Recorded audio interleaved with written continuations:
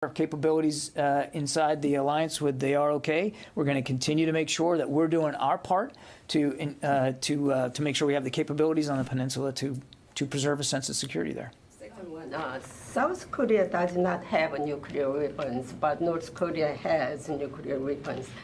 Have you considered deploying U.S. tactical nuclear weapons in South Korea for the sake of I'm not going to talk about balance between North and South? Yeah, nice try. I'm not going to get into talking about. I'm just not going to. I'm not going to engage in hypotheticals like that, Janie. And I think you know why. Our job is to make sure that we're contributing to the alliance in meaningful, tangible ways to the security of the peninsula and to other allies in the region. And we look at our posture every day with that in mind, and we're in constant consultation with our ROK allies. David. If you allow me, I'm sorry, if you allow me, I have some follow-up questions on that. So April 15th will be the 110th anniversary of birth of North Korea's founder, Kim Il-sung, and South Korea and the U.S. will resume the large-scale field exercises from April 18th. All this combined, that it is very likely that North Korea will do something more provocative this month. So do you have any plans, or can you share any measures that will enhance military readiness in Peninsula this month? And my second question is, so South Korea's newly elected President-elect Yoon Suk-yeol sent a delegation, policy coordination delegation to Washington, D.C., and I know they met with Secretary Austin yesterday, and the head of delegation told South Korean reporters that he will discuss a deployment of U.S. strategic assets and maybe resumption of military drills in the peninsula, what Secretary Austin is. So can you share some of the content of the meeting, or do you have any plans to release redoubt? Look, I think the answer to both your questions is we're going to continue to work with our South Korean allies on making sure that our capabilities are appropriate to the threat that's continued to be posed by North Korea and by their advancing ballistic missile program. We're not going to detail all that from the podium, but we're constantly looking at what the readiness requirements are. That's why we constantly consult with our ROK allies. Okay, David. So before yesterday, when the Secretary testified about the training on the switchblades, your response had always been, we're focused on providing Ukraine with the weapons they can use now. Mm-hmm. So now you've maybe opportunistically taken advantage of a chance to train Ukrainians on an American system. Mm-hmm. Do you have plans to train Ukrainians on other American systems? Not that I'm aware of, no. So this is just a one-off?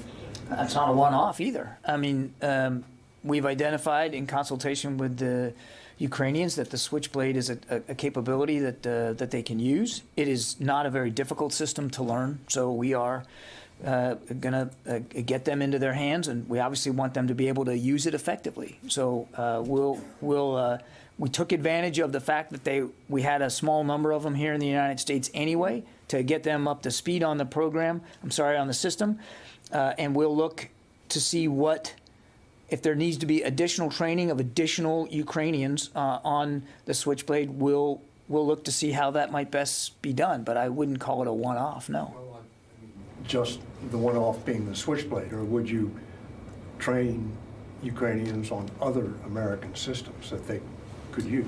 I know of no other American systems that are either being planned to go in or are already in that they require additional training on. All right. Sylvie. When the president went to Europe 3 weeks ago, he spoke about giving, or not giving, but making sure that the Ukrainians would have longer range air defense. Where are you on this topic? Did you progress? We are still very actively discussing the possibility with a range of allies and partners for the provision of long-range air defense systems, which are complex systems and which we know that the Ukrainians already know how to use. But I don't have anything to announce or report to today. So there is no progress? I wouldn't say that. I just said I don't have anything to speak to today. Kelly. Poland on its government website issued a guide to its citizens on what to do if there's an attack, chemical, nuclear. Is there a new concern here or an indication that Russia is planning to move beyond Ukraine? And how will this impact our ability to continue getting weapon shipments into Ukraine? You're talking about the threat of chem bio? Yes, and then just that Poland had issued this new warning, this new guide to its citizens on what to do if something should happen. Yeah, I would just say we still don't see any indications that that the Russians are shipping in or planning to use chemical and biological weapons. I think President Biden has been nothing but clear about the need for the international community to respond. Well, that would include the United States if they did something like that. We just haven't seen that that sort of imminent threat. Certainly, fully respect the government of Poland and the way that they want to inform and educate their populace about the potential there. That seems prudent to me. But we haven't seen anything that speaks to an imminent chemical biological attack inside Ukraine. And as for how that affects the shipment of things on the ground, thus far, those shipments proceed, and they are getting into Ukraine, and that material is getting into the hands of Ukrainian soldiers, and we want to see that continue for as long as possible. And so we're working with a range of allies and partners there in the region to make sure that we're handling this in such a way that those shipments can continue to flow. And just from the conversation that the Secretary had with Minister Reznikov last week indicated that's happening, that they're getting that material, and it is getting into the hands of the fighters, and it is getting use on the field. And again, you can see it for yourself in the imagery coming out of Ukraine. I would say, and I know you've heard me say this before, and you're probably tired of it, but it is, I think we should not lose sight of the fact about how fast, not just the size and scale of the security assistance that the United States alone is providing, but other nations are providing, and how fast this is moving. Typically, from the time it gets signed, at least the last couple of security packages, drawdown packages, from the time the president signs it to it actually arriving in the region, it can be as little as 4 days. And then it's not like it's sitting in storage for a week or two. We're able to get this material because we're being so careful and so nimble in how these ground shipments are going. We're able to get it, into Ukraine and often into the fight within 48 hours sometimes. I mean, that's incredibly fast. I mean, the $350 million that the president signed out several weeks ago, we got that, we got that completed in about 3 weeks. Never been done that fast before. So we're going to keep doing it as much as we can, as fast as we can, and we're going to be as careful as we can so that flow can continue. Because they're in a very, very active fight, particularly now in the East. Warren.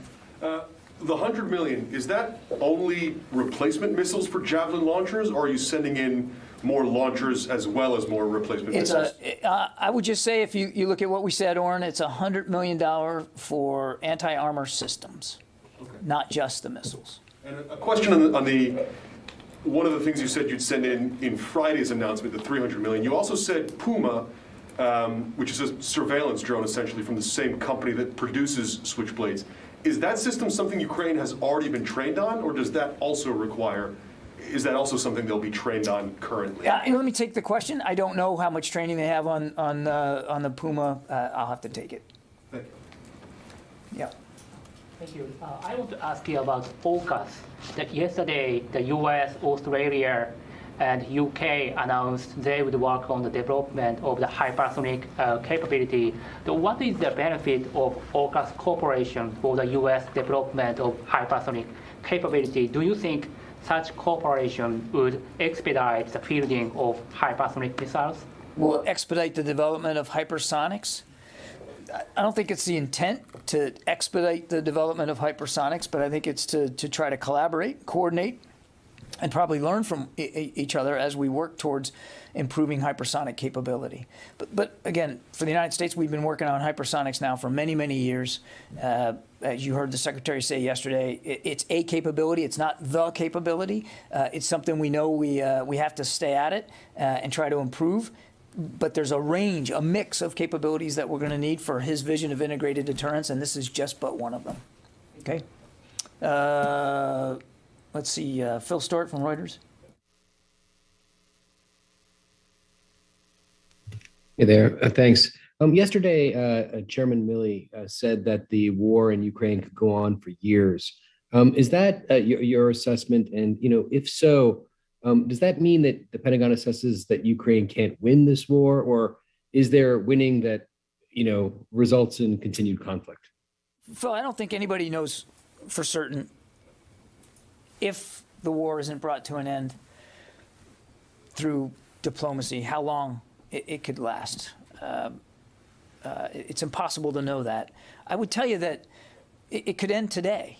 It could end today if Mr. Putin did the right thing, sat down in good faith with the Ukrainians, withdrew all his troops, sent them home, and respected Ukrainian sovereignty. He obviously is choosing a different path.